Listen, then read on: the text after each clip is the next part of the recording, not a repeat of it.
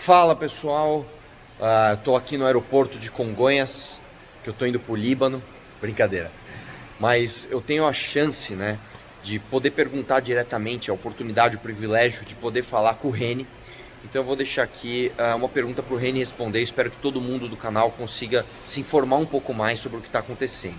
Então, a primeira pergunta, né, Reni, é essa daí que não quer calar. O que está acontecendo no Líbano, né? E antes de você ouvir a resposta, presta atenção. Você já se cadastrou na aula de política, né? Não? Você está esperando o quê? Ó? Link na descrição desse vídeo aqui, beleza? Então é isso aí. Reni, o que tá acontecendo no Líbano? Fala, Arthur. Muito bem. É legal estar aqui com vocês. Bom, eu vou começar. Acho que antes de eu ir diretamente na sua pergunta, eu preciso só deixar claro para todo mundo o que nós estamos falando, onde é o Líbano, e nada melhor do que nós olharmos aqui para o mapa. O Líbano é um país pequeno no Oriente Médio, vizinho de Israel e vizinho da Síria.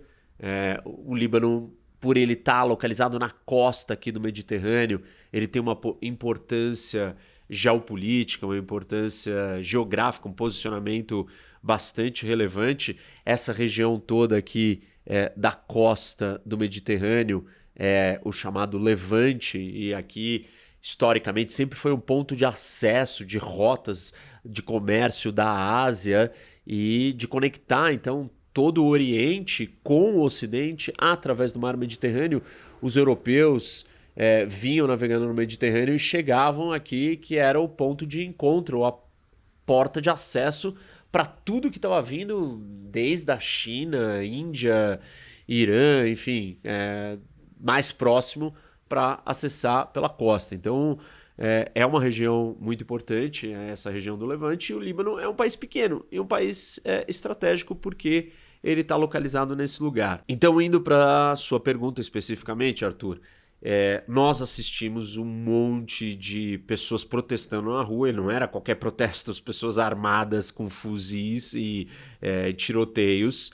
E o Líbano é uma sociedade muito fragmentada, então você não tem um Estado forte. Se você não tem um Estado forte, você tem várias milícias, ou vários grupos, ou várias facções que dividem o poder. O que nós assistimos ali foram algumas delas, principalmente o Hezbollah, que é uma facção xiita. Depois eu vou explicar melhor essas divisões internas desses grupos, mas eles saíram nas ruas para protestar porque um juiz que está investigando o caso da explosão. Lembra que aconteceu uma grande explosão no Líbano, no porto, destruiu assim quase 10 quilômetros de raio ao redor do porto, um monte de casas, pessoas desabrigadas, morreram quase 300 pessoas com a explosão. Foi uma explosão gigantesca. Aliás, para vocês terem uma ideia, essa explosão ela foi uma das maiores explosões que já existiu equiparáveis a uma explosão de uma arma que não fosse nuclear, de tão grande que foi, tão poderosa. Na verdade, a causa da explosão não foram bombas, mas era nitrato de amônia que estava colocado num depósito no porto,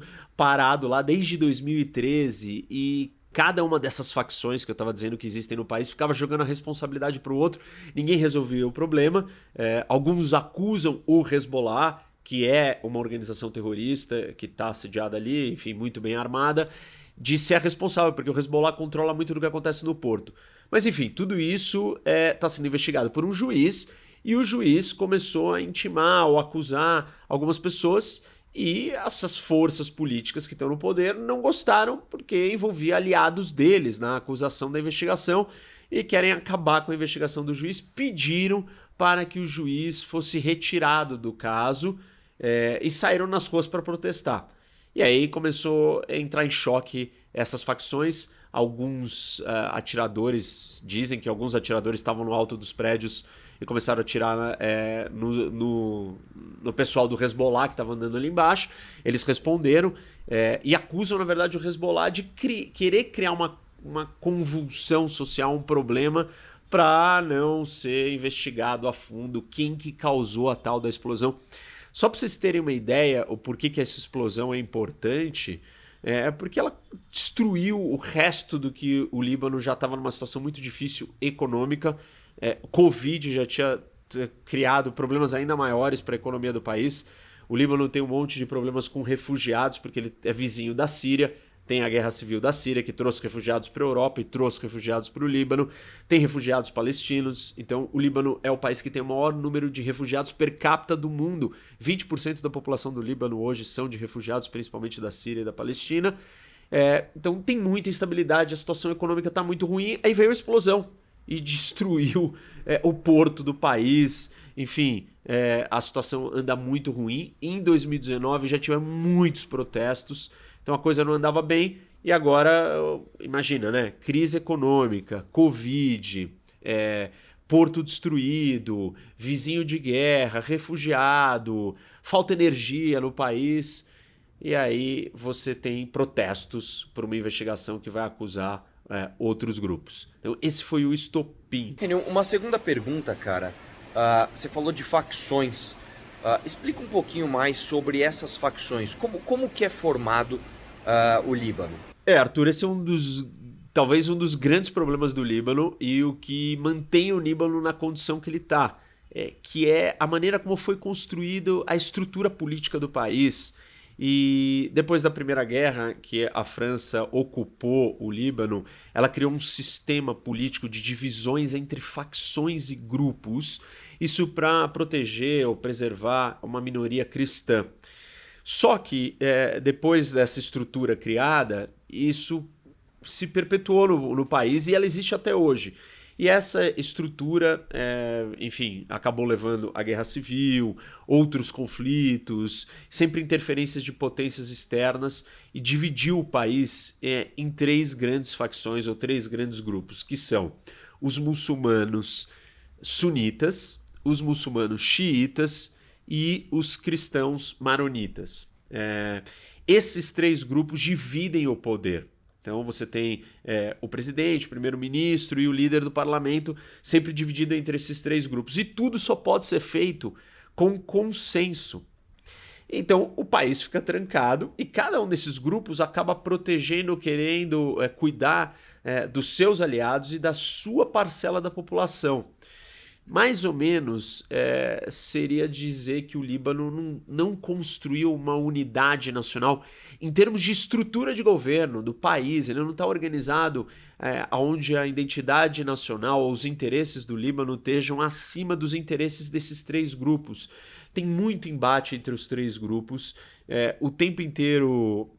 Como depende do consenso e eles não chegam no consenso, de tempos em tempos, a política tem que ser resolvida na força, nas ruas, com combate e violência entre os grupos. E os grupos eles governam tentando dominar o máximo que eles podem do Estado. É parecido com o que a gente conhece aqui com os apadrinhamentos políticos, troca de cargo, botar os seus aliados nos lugares certos. Isso causa a divisão do país, né, que tá óbvio. Segundo lugar, muita corrupção. E terceiro, ninguém tá meio que governando para entregar os melhores serviços, o resultado para o país, mas sim para proteger a sua parcela da população, o seu grupo, a sua facção política. Isso continua até hoje. Esses líderes, eles acabam passando o trono para os seus filhos. Então você tem do lado sunita, aí quem assume o filho do grande líder, por exemplo, o Harari, que foi assassinado num ataque terrorista que quase levou o país a uma guerra civil, o filho dele assumiu e virou primeiro-ministro depois. Aí você tem na presidência a mesma coisa, e dentro da outra facção a mesma coisa. Quem que representa cada uma dessas facções? Do lado xiita é o Hezbollah, que é uma organização terrorista conhecida internacional, que tem o apoio do Irã. E cada uma dessas facções tem apoio de um lado ou de um grupo. Por exemplo, nos sunitas você tem o apoio da Arábia Saudita, às vezes dos Estados Unidos também, os maronitas também, às vezes dos Estados Unidos, às vezes de Israel, às vezes não. Então você tem forças de fora, Síria, Irã, Estados Unidos, Arábia Saudita e França, sempre apoiando um desses 3 grupos. E isso enfraquece o país e coloca o Líbano sempre com uma dependência nos países de fora, ou nas grandes potências, ou vizinhos. Enio, uma última pergunta, já que a gente está falando aí, mostrando as imagens do Hezbollah, inclusive. Explica para mim qual que é a influência do Hezbollah nesse país. Arthur, o Hezbollah é o grupo mais forte dos três, é o único que tem um braço armado mais poderoso do que o próprio exército do Líbano. Tá muito mais armado, participou da guerra da Síria, influenciou bastante, ajudou o Irã. E o Hezbollah está dividido entre duas identidades. De um lado, ele é um grupo do Líbano, ele representa uma parcela da população do Líbano, que são os xiitas, e aí ele tem uma estrutura militar, ele tem uma estrutura econômica, social, religiosa e política, mas ele atua fora, não só ali, como eu comentei, com a Síria, ele atua em outros lugares, então ele é uma organização terrorista internacional, apesar de ter essa participação toda dentro do que acontece da política no Líbano. Só que ele tem uma outra identidade que é um aspecto ligado com o Irã, porque ele está conectado com o Irã, foi fundado por um braço da Guarda Revolucionária Iraniana, recebe muito dinheiro do Irã, é armado pelo Irã. Então, os interesses do Irã estão representados ali dentro do Líbano, ele é um representante do Irã. Ele tenta se equilibrar entre esses dois lados. E o seu pilar de sustentação dentro do Líbano são dois. A capacidade de força militar, de combate mesmo. Então ele ganha a lealdade de parte do Líbano por ser a força mais forte, capaz de lidar com os inimigos, que muitas vezes quem começa ou quem inicia esses confrontos é o próprio Hezbollah, mas ele é visto como o mais poderoso ali. Então toda vez que tem um conflito, por exemplo, com Israel, é o Hezbollah que vai para cima de Israel. E o outro pilar de sustentação do apoio que ele tem popular é com a questão socioeconômica. Então ele tem uma rede de assistência social pelo país, tem hospitais próprios, dá dinheiro para a população em momentos de crise. Ele tem todo um lado paternalista, populista, de suporte da população. Muita gente diz que o Hezbollah é um país dentro do Líbano, ou que é uma força, um estado dentro de outro estado. Talvez a frase mais correta, ou o jeito mais certo de analisar isso é que o Hezbollah é um estado dentro de um não estado, porque o Líbano é um estado falido. Não falido economicamente, mas falido no sentido de não entregar as coisas básicas. E o Hezbollah é grande parte desse caos porque é uma milícia armada que cria suas próprias regras e governa e impõe ao país o seu projeto particular, que não é só cuidar do Líbano, mas envolve outras coisas. Hoje, a população está muito insatisfeita com o Hezbollah, principalmente por todas essas crises econômicas. Tem relatos de incidentes acontecendo na fronteira, das pessoas manifestando contra o Hezbollah, atacando guardas ou militantes do Hezbollah. E isso é uma novidade, até mesmo entre os xiitas. Então o Hezbollah está perdendo força, mas ele ainda é o grupo mais armado dentro do país. E está dentro da Síria, está conectado com o Irã, vai continuar assim por um bom tempo. Mas ele eu diria que é a maior força de instabilidade dentro do Líbano. Acho que é isso, Arthur. Pô, sei lá, fomos direto tentar ser breve aqui. Óbvio que esse tema é vasto, dá pra gente falar muito mais sobre isso. Quero convidar todos vocês aí que estão assistindo para, se quiserem vídeos como esse, entender mais do que está acontecendo no mundo, vem conhecer o meu canal, Professor Roque. Vocês vão gostar, várias aulas de geopolítica. E também não se esquece de olhar aqui o link que está aqui embaixo e se inscrever no nosso curso de política. Também estamos dando grandes aulas sobre o que é política, como funciona. Para vocês que estão interessados, vão gostar.